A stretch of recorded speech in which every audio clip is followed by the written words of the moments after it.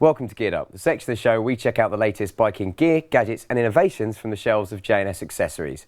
This week we thought we'd address possibly the most popular question we get asked. And no, it's not when am I going to get a haircut, but what's the best way to film my ride? And funnily enough, we think we've got quite a lot of experience in this area. Don't believe me? Check this out.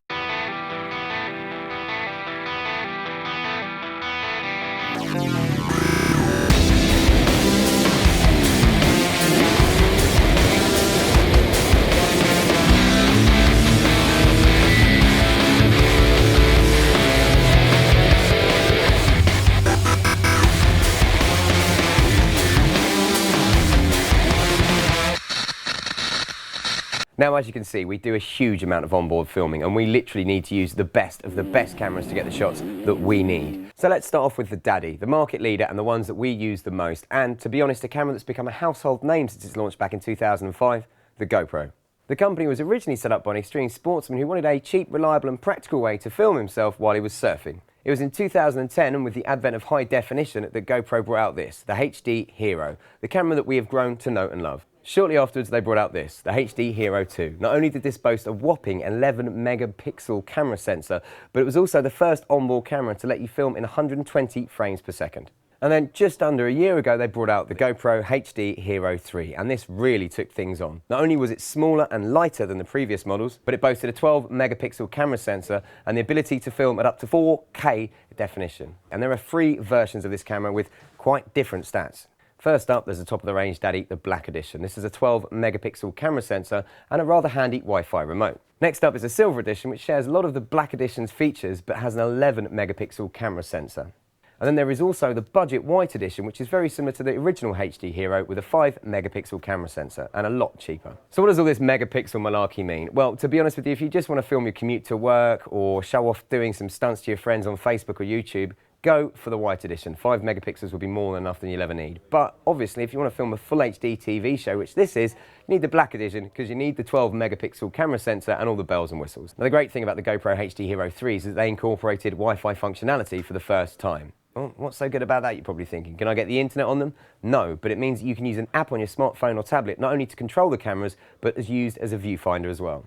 Now, GoPro have actually taken things on further with the HD Hero 3 Plus, which has just come out. This not only has a higher video resolution, it's 20% lighter, can shoot for up to 3 times longer, has 4 times faster Wi-Fi, plus it's got something called Super View, which expands the already impressive field of view. Now, price-wise, GoPros are known to be expensive. The HD Hero 3 Plus Black Edition is £360. If you want the Silver Edition, you're looking at £280, and for the budget entry-level White Edition, it's still a whopping £200. Now, one of the main reasons we use the GoPro range is their reliability. These things can take a real pounding and still keep on filming, as we found out last year in Germany. Now, another great thing about the GoPros is there is a full range of mountings and accessories to allow you to get that brilliant, unique shot. In fact, there's a whole market that has sprung up, but we'll come on to that in just a bit. But it's not just GoPros we use, no. In fact, a British company came along in 2009 with this, the X170. And not only have we become big fans of the company, which is Drift Innovation, but we've also had a little bit of feedback on how the cameras are made. For instance, with the X170, we were one of the first TV production companies to use this and give some feedback. And while we found it gave great picture quality, unfortunately its length and the fact it had a mounting bracket in the middle meant that it oscillated quite a lot vertically, which could ruin a lot of shots. And the great thing is they listened, because when they brought out the second camera, the HD Drift here, you can see it's a lot shorter than the original one, a lot more compact, and that removed the oscillation problem. Then finally last year they brought out this, the brand new Drift HD Ghost, a top-of-the-range camera offering full 1080p HD film quality. Now there's loads of things that we love about the Drift cameras, especially the Ghost HD here, and well, one of them is the fact that it's got a 300-degree rotatable lens on the front, which allows you to get so many different action shots when you're trying to mount a camera in a certain position on a bike. But it's also got a 2-inch screen which allows you to line up your shot, and unlike on the GoPro, which costs an extra £80 to have one of these fitted to the back, it comes as standard.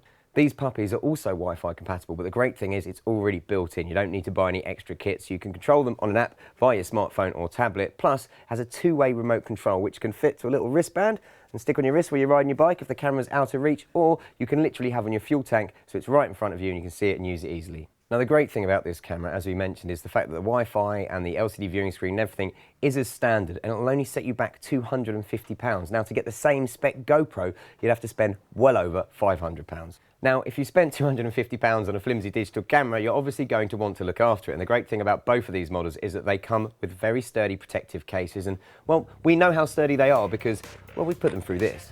Who's a silly boy then?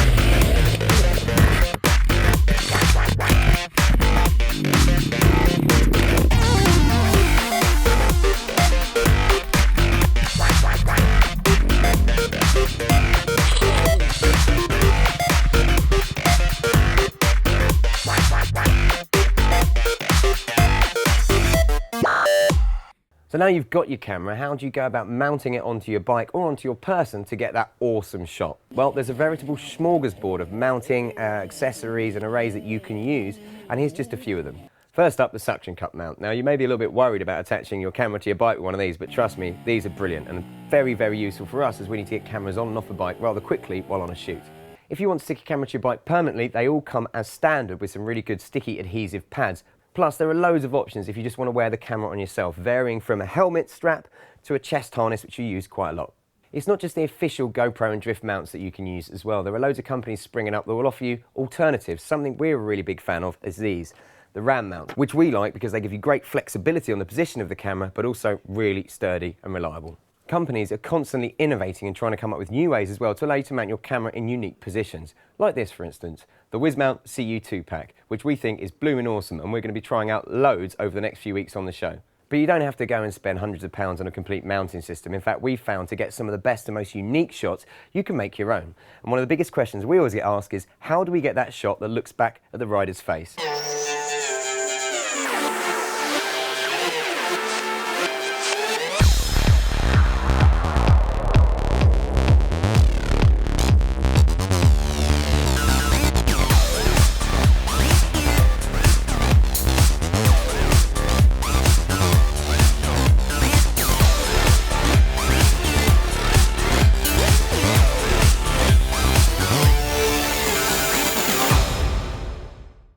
So here's one we made earlier. Now, this is how we managed to get that awesome face cam shot. It's very simple. It's a standard GoPro sticky mount at the bottom, a carbon pole with a GoPro adapter at the top.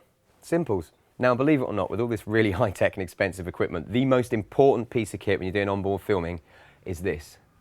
Gaffer tape. Not only is it always important to have a backup in case a suction mount or a clamp goes wrong, but if you're going to a track day, the rules have got a lot stricter and they'll insist that things are taped down as well as being attached to the bike. So there you have it, a guide to the two types of onboard cameras that we use here at Bike World. Now, I'll be doing a full write-up on our brand new website, bikeworld.co.uk, if you check in the presenters blog section.